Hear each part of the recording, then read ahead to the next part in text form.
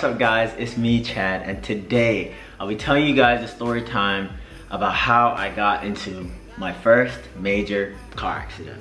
If you guys do enjoy, don't forget to like, comment, share, and subscribe. And I'll see you guys tomorrow for another upload. I'll see you guys for the rest of December. Up until the 25th is Vlogmas. You guys already know what's going on. Let's get right into it. Let's not bring all the sad vibes. So, this accident did happen August 30th, 2018. That was probably 1 week after I got my driver's license. But hold on, wait, before you guys start thinking I couldn't drive, let me just tell the story first now. I'm gonna tell the story how it goes, alright? So, before, a little backstory on it. I was teething out car from like 4th form. So I was teething out a car from when I was like 15. Sometimes, I know I tried it once when I was 14 and my mom used to get so mad because I didn't have a license. But I still used to do it. Like, with my mom, she only has 2 types of sleeping. It's when you can say mom and she said, or you said mom and she's sleeping. So anytime I said mom, I walked in the room and said mom, and she didn't answer, I knew she was knocked out, like stone cold. And that was the time that me and my brethren them time forgot teeth out a car. So my mom had a truck at the time. She had a black truck. We still have the black truck actually. And we always used to teeth it out and nothing ever happened to us. No close calls, no running to the police, nothing. So we were like, yeah man, nobody not gonna know. So I kept doing it for like the whole year before I got my license. But I have my learners, so that was kind of my excuse, even though that is not supposed to happen. And the week I got my license, cause I got my license when I was in Florida, and then I came back to Jamaica because I had school starting in the September of 2018. So I have my license now, but now this is my first time officially driving in Jamaica. So I don't know why, but it felt a little different. It felt like, yo, you're like everybody else on the road right now, you get me? Normally, I didn't drive myself anyways, and I normally didn't see my mom drive as much. So my driver was supposed to bring me to my first class for my SAT classes because that was the year before I was supposed to go to college. So I was waiting on him, but it was a Sunday and he never came. And I was like, alright, it's getting too close to class time. It's my first SAT class. I can't make someone feel like I'm wasting their time. It was a one-on-one class. I was trying to pass these SATs. So I was like, I have my license now. The car's right here. I'm gonna go do it. So I hop in the car. I drive over to the school, you know? It's not a school, but it's a school. And then I have my first SAT class. Everything goes great. I'm chilling. Everything's good. I was like, you see, Chad? You could have just drive all along. And so I was like, whatever. When I'm leaving SAT class now, my phone is completely dead. And I was horrible with directions, mainly because you start to learn directions when you know eventually you're gonna have to know this road. But in a way, I guess I was just walking around with a spoiled mentality. I was like, why am I need to know the directions? Buffalo going to know the directions, or Johnny going to know the directions. It wasn't Buffalo at the time, guys. I don't want any Buffalo hate in the comments. No Buffalo hate, it wasn't Buffalo. Buffalo never be late for me. But so when I was leaving the SAT class, I had no directions and I had no clue where I was. So I was kind of lost, but I didn't want to have to spin back, try and find the SAT class. So I was like, alright, it's Jamaica. You keep taking enough turns, you're gonna find something you recognize. So that was me, just taking turns, trying to find something I recognize, going through, and then I reached to this 4-way stop. But it's one of those 4-way stops that, I'm gonna try to find a picture of one and put it right here. It's one of those 4-way stops that only 2 of them have stop signs. So I'm on the other side. My side doesn't have a stop sign, but I'm not really used to seeing 4 ways without 4 stop signs. I feel like it doesn't make much sense. So when I pull up to it, I still stop. And I look my left, look my right, and I see a car speeding coming from the left side, but he has a stop sign. So I was like, yeah man, I'm going to stop. Cause 1, he must see me, and 2, he has a stop sign. I don't have no stop sign. I stopped just to be cautious. So as I start to drive through now, I take a look over to the left again. I realize that the man is not stopping. 2 2s meet 3 3s, and boom, he hits the side of the car. So that I look over, I'm like, no way, I just hit my mommy car. But then by the time I look back, the car is no longer going straight on the road. The car is turned and facing a townhouse, and it's still moving. So I try to mash on the brakes. Nothing happened. I don't know what the brakes. I don't know the brake situation. Alright? But my nose at the brakes.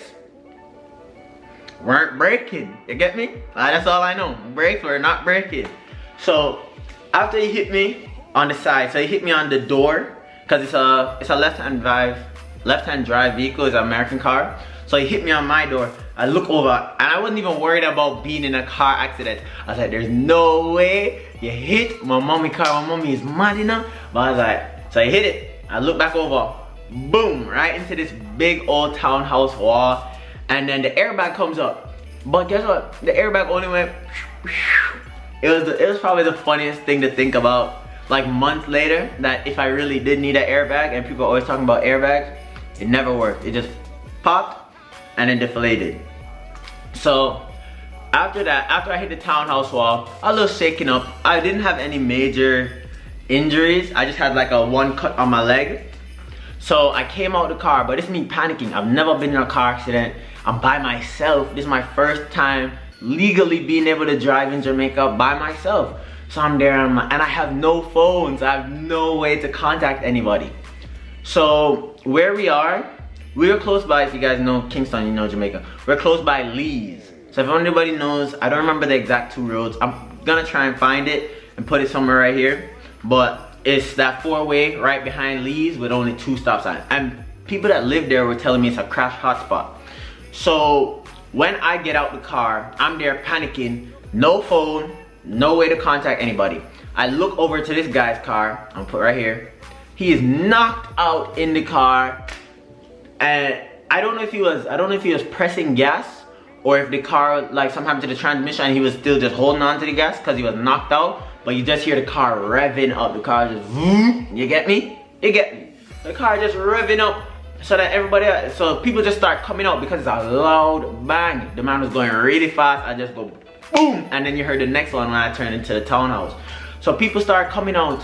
Get him out, get him out, get him out, take care. So I was like, all right. Not me, of course. I'm the 16-year-old he just crashed into. But turns out the guy was from around that area. So when people heard that crash, there was a big construction site going on, like this huge high-rise apartment going. All of these construction men come out and them up in my face. They must say, why you text and drive? You know, look where you go, brother. What you do, brother? Because they know him, you get me? So they automatically think I'm at fault. I'm like, can I get a call? Because my phone is dead. So all this texting and driving stuff you guys talking about could never apply. So they're all up in my face. The man them rude to, you get me? Like, oh, like they're just vexed for their friend because they didn't see the accident. They just heard the bang. And I was the one that was up. He was the one that was in his car stuck. So apparently it seemed like it was me at fault. But the only person that actually saw the accident was somebody sitting on their front porch in the morning drinking some tea, and he saw it and he didn't say anything in the moment. And at the time when I found out that he saw everything, I was really upset because I was like, you let those guys be all up in my face. I had all these guys up in my face. But I realized that if he did come and say something at the time, it would have just escalated situations, make everybody more tense. Because these construction guys, them not have nothing to do with this, right? Them supposed to have put block on the house and I paint them so them can't sell it, right? But that gentleman saw it, but he didn't say anything until probably around 2 to 3 weeks later. But that's not the point of the story. So after that, all these construction guys are here, not where they're supposed to be at them jobbing them, right here with me and this man. So I start begging for a call, and that's when the neighbor that saw everything gives me a call. So I'm like, all right, who do I call? Because I didn't want to call my mom. Mom was in Orlando, where I'm at right now, and I was like, there's nothing she can do right now. I don't want to make her fret. Like, I don't want to make her worry, right? You get me? There's nothing she can do at this point in time. I'm right here. She's in Florida. I'm okay. So I was like, all right, let me call someone else. I knew I couldn't call my grandma either because my grandma would just freak out. So I called my auntie Carol. I called my mom's twin sister. And she calls my mom. And I'm like, oh no. Then my mom calls my grandma. Oh no. Then my grandma called my grandpa. Then my grandpa called my uncle. So this went from, in like a span of 5 minutes of me being by myself, with like this third construction man and this other guy right here, to like a whole family reunion happening on this 4-way street.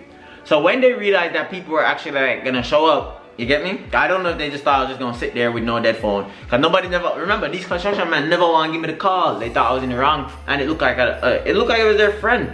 So nobody wanted to give me a call. All my family gets there. I was very surprised. I made one call and I saw like 7 cars show up. So I was like, what is this now?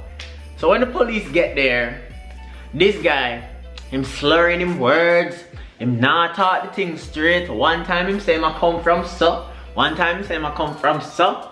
And I was just looking at him and just like, man, you didn't even know what you're doing today. You mash up the whole of my day plans. Because I made it to SAT class safely. So I was saying, Chad, I was low-key fretting if I'm not gonna lie. I was fretting about driving in Jamaica. I'm used to driving in America. The roads are pretty uniform. But in Jamaica, I was fretting because I was like, alright, don't know. But after I drove to SAT class, I make a whole day plan. I go visit my brethren them. I'm gonna get some food, everything. I made a whole day plan. I was like, yeah man, a big man day now. Big man, you get me? So he mashed up the whole of my day plan. But that's not the part of the story.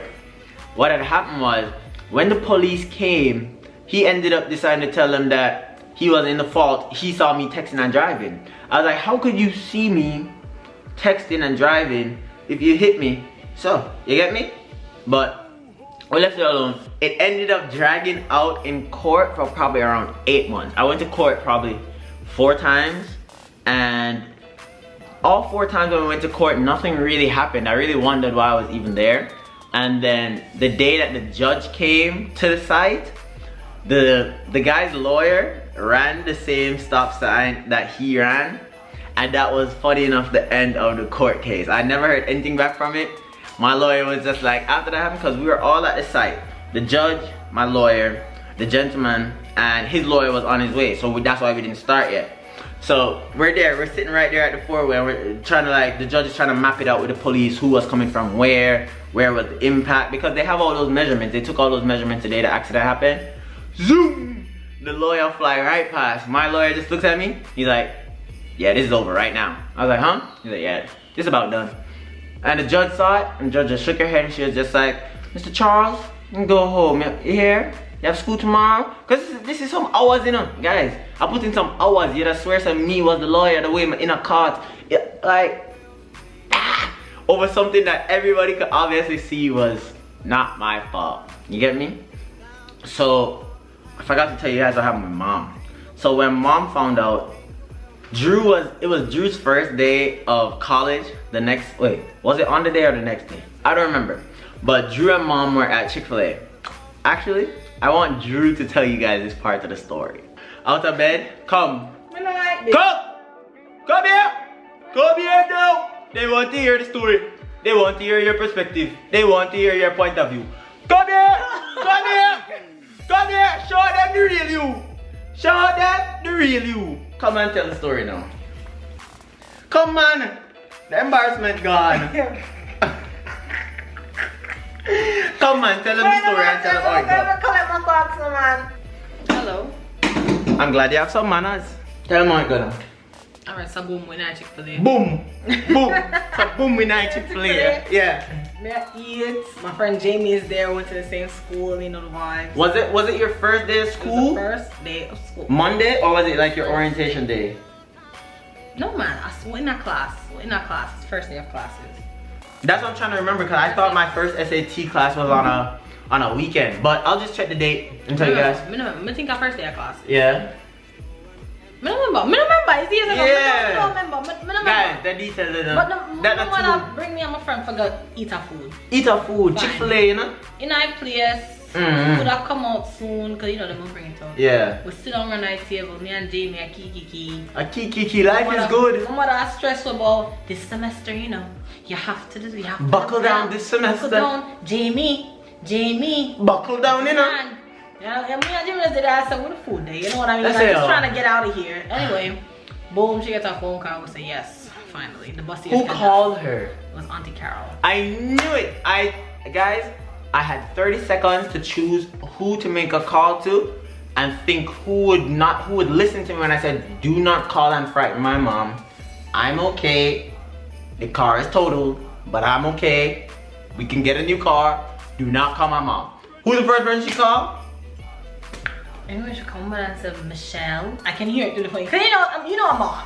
Yeah. That thing is loud on the phone, so I can hear it. Yo, she low-key use speakerphone. I'm trying to type volume to her ears. Michelle. What happened, Carol? What happened, Carol? Michelle, just breathe. I have something to tell you. I need you to calm down before I tell you. How would you say that to me, Carol? What happened? Chad got in an accident. Jesus Christ! The whole of Chick-fil-A looking around this lady. Jesus Christ! Oh my God, my baby! Me didn't miss it. It's my baby. Jesus Christ! My baby. That's what. Is he alive? Is he okay? So she going in now. She said, "Oh my God!" Like she ready for drop on the ground. I said, "One of those." Oh my God! I said, "Oh my God!" I said, "Oh my God!" I said, "I'm like this." I said, "So what's wrong?" I'm like, "Can you?" I hate when somebody dip on the phone and I say, "You're alive."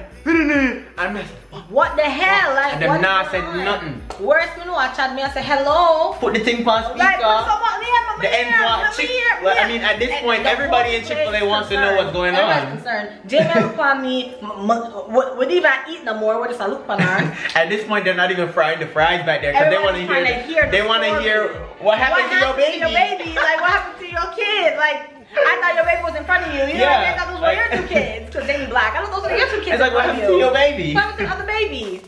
Child, next thing we know, she said, "Oh my God, I have to leave here. I have to leave here." I'm saying, and go where? And go where? It's just, bless your heart, Mom. Bless your heart, Mom. But in the crisis, worse is our first crisis with him. Jesus. Yeah, guys, I'm normally like, I don't get in a lot of. Me. You're not here about me. Alright? Me more with it. But thank you, Lord. I don't get in accidents. I mean, once again, I pray. She don't get in accidents. She just get a lot of tickets. Driving school. One thing about Drew, I'm be driving. The police gonna pull her over. And they're not gonna give her no warning. They're gonna be like, right back to driving school. Cool. And I hate it. They be taking $30, $40 from me. Every time. And that's why these days I drive so slow. My friends hate it. They say Drew's not driving. I said, oh, so be it. So be it. So be it. What is it? So be it. What is it? Where in the world you guys are not gonna peer pressure me and give me a ticket. Oh. Never. Never. That's in my story. After that, I mean, we left the Chick-fil-A and we all drove separately. So I said, okay, let me go home. All three of you guys drove separately? I think so. Or maybe not. We left from Valencia. Jane was definitely in his car. I don't think I drove to school with, we all drove separately because Mom probably had to go back to the office. If I'm thinking practically. Yeah. She probably had to go back to the office for a patient. I was not gonna spend the whole day. I'm not doing that. So I probably, and I had a car, so I got my own whip. Bye. Bye. Later, Mom. So I think I probably came home and I think she went to the office and in her office. One thing about her, she go in her office. She goes screaming at the office, honey, with the lights. Guys, you have to know, like, and I know there's somebody out there that relates to this. Sometimes you just have to holla and just let it out. You never just. You're just frustrated. I don't want to do it right now because it really like a bust on the ears, especially if I watch this on the TV. Do it for them. Alright, this is the headphone warning. You ready? Move. Yeah, make you move. Alright, so you know one of them stressful days, right? Everything go on that day, alright? Yeah. You just hackle. Yeah. School, stress. Work, stress. Everything, stress. Woman, bonyo. Everything. When you come home, the dog do it in the house. You come home, you put up the keys and the keys drop. You know that's your last straw, you know. Right now, that's your 13th reason. So you just let out one of them. You just muscle up and just one of them. When I bust, when I bust them ears. You're supposed to do it for them. What if somebody baby asleep? They know if move the baby now. Me for wake up them baby? They know if move the child now. Move the baby? Or go to the next room. People? Leave them. People? Leave them. Thank you. Say goodbye to Drew. Goodbye. Bye, Drew. Bye. Guys, I really think that is the end of the story. That was the story of my first major car accident. I hope you guys did enjoy this video. If you did, don't forget to like, comment, share, and subscribe. I'll see you guys for the next 15 days. Back to back. We'll be here same time, every day, 7 p.m. See you guys tomorrow.